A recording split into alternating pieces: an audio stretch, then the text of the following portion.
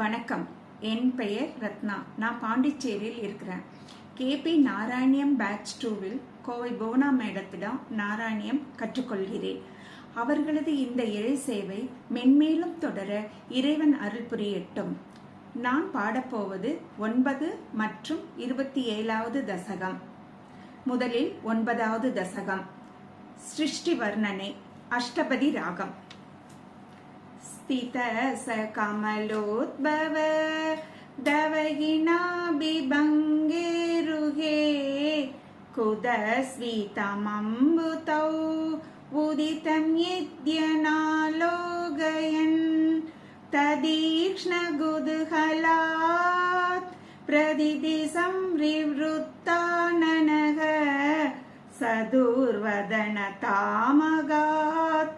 बिगसदष्टतृष्टयम्बुजाम् महार्णवविकूर्णितं कमलमेव तत्केवलं विलोक्य तदुपाश्रयं दवतनुं दुनालोकयन् कयेस कमलोदरे महदि निस्सगयोग्यहम् कुदस्विदितमम्बुजं समजनीति चिन्तामहा अमुषहि सरोरुह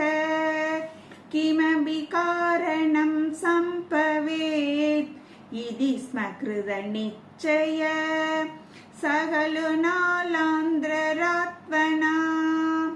स्वयोगफलविद्यया समवरुडवान् प्रौढति दुवदीयमधिमोहनं नदु कलेबरं दृष्टवान् तदा सकलनालिका विवरमार्गमार्गयन् प्रयस्य सदवत्सरं किमपि नैव सन्दृष्टवान् निवृत्य कमलोदरे शुगनिशनये काक्रतिः समाधिफलमादते भवद अनुग्रहैकाग्रही सुदेन परिवत्सरे दृढस्मादिबन्ध्लोलसत् प्रबोधविसतीकृत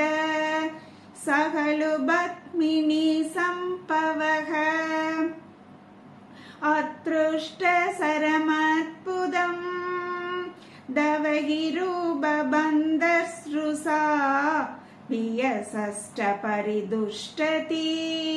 भुजगभोगभागाश्रयम् गिरिडमकुडडोलसत् कडगहारहेयूरयुक् मणिस्फुरितमेकलं सुबरिवीदपीताम्बरं कलाय कुसुमप्रभं कलदलोलसत्कौस्तुभं वपुस्ततयि पावये कमलजन्मने दर्शितम् सर्वत्र गोविन्द नाम संकीर्तनं गोविन्दा गोविन्दा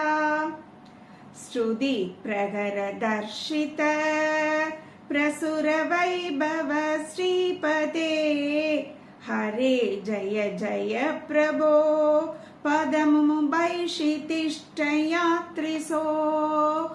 गुरुष्वदीयमासु मे भुवन निर्मिदं कर्मणाम् इति त्रिहिन वर्णित स्वगुणबं हिमा पाहि माम् लभस्व भुवनत्रयी रशन अक्षतामक्षतां गृहाणमदनुग्रहं गुरुदवच्च भूयो विदे भवतगिल साधने मयि सबक्ति अत्युत्कडेदि उदीर्य किरमादत मुदित सेद संवेदसं सदं कृत तपास्तत सगलु दिव्य संपत्सृणान् अवाप्य सदभोबलं मदिपलञ्च भूर्वादिकम् उदीक्ष्य किल कम्बितं भयसि भङ्गजं वायुना भवत्फलविजृम्भित भवनपादसीपीदवान् दवैव कृपया पुनः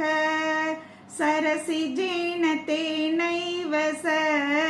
प्रकल्प्य भुवनत्रयं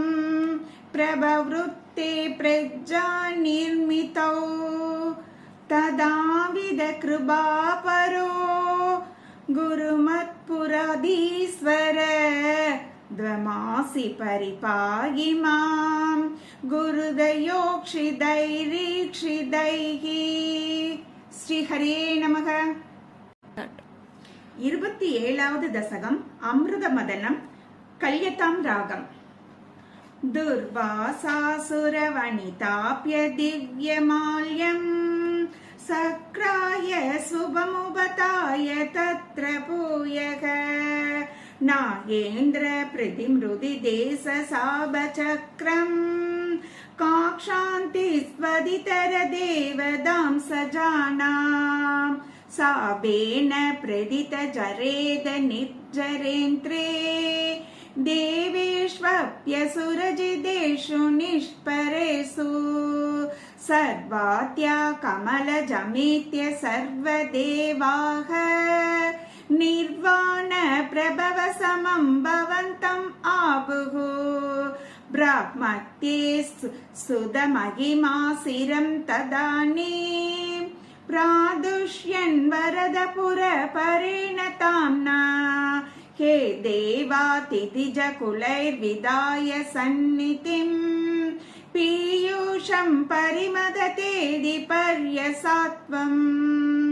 सन्तानं कृतवदिता नैव सुरोके मन्तानं नयति मदेन मन्दरातिं पृष्ठेऽस्मिन् पदरमिवोद्वहन् कदेन्द्रे शत्यत्वं विनिहितवान् भयभयोदौ आदाय धृतमदवासिकिं वरत्रां बाधोतौ विनिहित सर्वबीजजाले प्रारब्धे मदनवितौ सुरासुरैस्तैः व्याजत्वं भुजगमुखे करोऽसुरारीन् क्षुप्ताप्त्रौ चूपितजलोदरे तदानीं दुक्ताप्तौ गुरुधर पारदो निमग्ने देवेषु वियदि तदमेषु तत्प्रियैषि प्राणैषि कमडतनुं कडैरभृष्टां सर्वत्र गोविन्द नाम संकीर्तनं गोविन्द गोविन्द वज्रादिसिद्धिरधर कर्परेण विष्णो विस्तारत् परिगतलक्षयोजनेन अम्बोदे गुहरगतेन वर्षमानत्वं निर्विघ्नं शिशिधरनादमुन्नितेन उन्मग्ने जडिति तदा तरादरेन्द्रे निर्मेदुर्दृढमिग सम्मदेन सर्वे आविच्यत् विदय गणेभिः सर्वराजे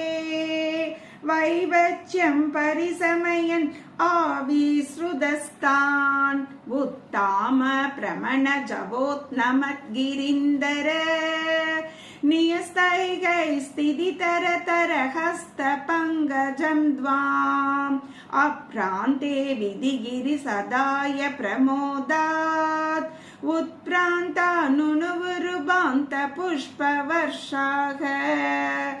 तैतौगे भुजगमुगानिलेन दप्ते तेनैव तिरिदसकुलोऽपि किञ्चितार्ते कारुण्यादव किल देववारिवाः प्रावर्षन्नमरकनान्त्नदैतसङ्गान् उत्प्राम्यत् बहुतिमि चक्र चक्रवाले तत्राप्तौ शिरमदितेऽपि निर्विकारे एकस्त्वं करयुगकृष्ट सर्वराजाः